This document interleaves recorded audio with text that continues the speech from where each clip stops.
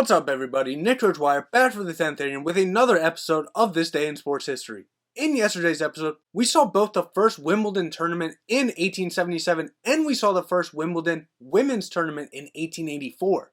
We do have some more firsts today, but we also have some Tour de France to talk about and we have some British Opens to get into.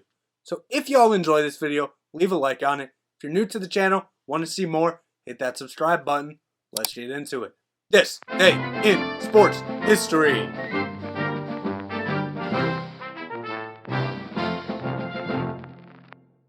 We start out today in 1858 in baseball, not Major League Baseball yet. This would be the first time there would be a fee to see a baseball game, 50 cents, as New York would defeat Brooklyn in an All-Star game, 22-18.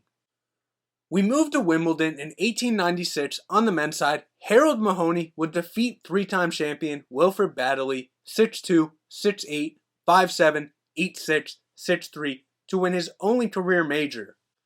One decade later in Major League Baseball, Mal Eason would no-hit the St. Louis Cardinals in a 2-0 victory for the Brooklyn Superbas.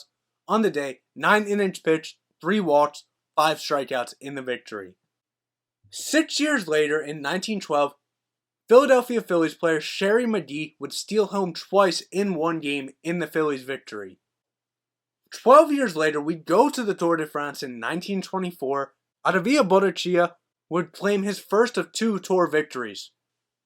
We move up to 1938, and the IOC, the International Olympic Committee, would award Helsinki, Finland the 1940 Summer Olympics after Tokyo would withdraw.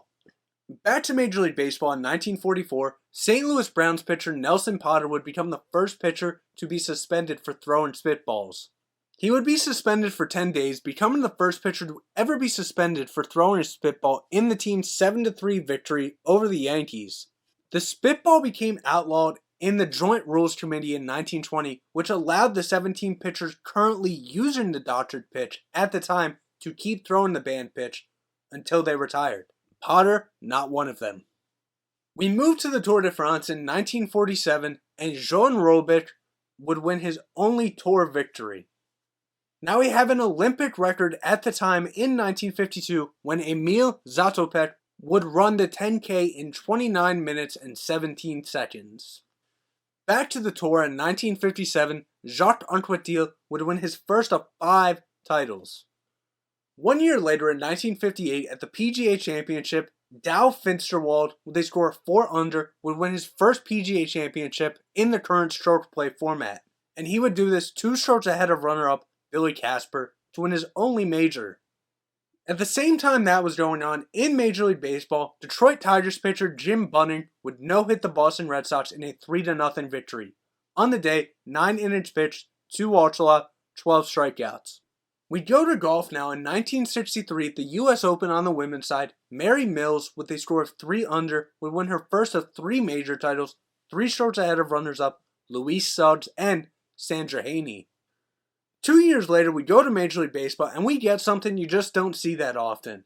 New York Yankees pitcher Mel Stottlemyre would hit an inside-the-park grand slam. This moment came in the 5th inning and eventually helped the Yankees walk away with a 6-3 victory. Back to the Tour now. In 1969, Eddie Merckx would win his first of 4 straight Tour victories and his first of 5 overall. Back to Major League Baseball 1 year later in 1970, Los Angeles Dodgers pitcher Bill Singer no-hit the Philadelphia Phillies in a 5-0 victory. Singer on the day, 9 innings pitched, 10 strikeouts, 1 hit batter, but there were also 2 errors in the game for the Dodgers. Ironically, both of them were on the pitcher. We have another Tour to talk about in 1975, and Bernard Thévenet would win his first of 2 overall Tour wins. Also in 1975, at the U.S. Open on the women's side, Sandra Palmer, with a score of 7 over, would win her second and final major, 4 strokes ahead of runners-up Joanne Garner, Sandra Post, and Nancy Lopez. 1 year later in Major League Baseball, the great Hank Aaron would hit his 755th and final home run off of Angels pitcher Dick Drago in the bottom of the 7th inning to left field. This record would stand until 2007 when Barry Bonds would break it. We moved back to the Tour in 1980 and Joop Zoetemelk would get his only Tour victory. Also in '80, at the British Open, Tom Watson, with a score of 13 under, would win his third of 5 Open titles, 4 strokes ahead of runner-up Lee Trevino. This would also be his third of 8 majors. 4 years later, we have a world record in the javelin at that time in 1984, when Yu Wei-Hon of East Germany would be the first person to throw a javelin over 100 meters and still the only person to this day to throw the javelin over 100 meters at 104.8 meters. This record still stands today as an eternal record because the records got restarted once they upped the weight of the javelin in 1986. 2 years later in 1986, at the British Open, Greg Norman, who played even par over the 4 rounds, would win his first major championship of 2, 5 strokes ahead of runner-up Gordon Brand. We stay at the British Open. This time in 1997, Justin Leonard, with a score of 12 under, would win 3 strokes ahead of runners-up Darren Clarke and Jesper Parnevik to get his only major. 3 years later in 2000, the leaders of Salt Lake City's bid to win the 2002 Winter Olympics would be indicted by a federal grand jury for bribery, fraud, and racketeering. Back to the British Open in 2003, Ben Curtis, with a score of 1 under, became the first debut winner since Tom Watson in 1975. This would also be his first major appearance, in which he would win, making this his only major victory of his career. 5 years later in 2008, we remain at the British Open, and Padraig Harrington, with a score of 3 over, would defend his Open title 4 strokes ahead of runner-up Ian Poulter to win his second of 3 majors. We end today's video off with 2 separate events in 2011. First in Major League Baseball, Hideki Matsui would lead off the 6th inning in Oakland's 7-5 victory against Detroit with a home run, hitting his 500th career home run in baseball, 332 times for the Yomiuri Giants in Japan, and 168 in the major leagues, making it 500 overall.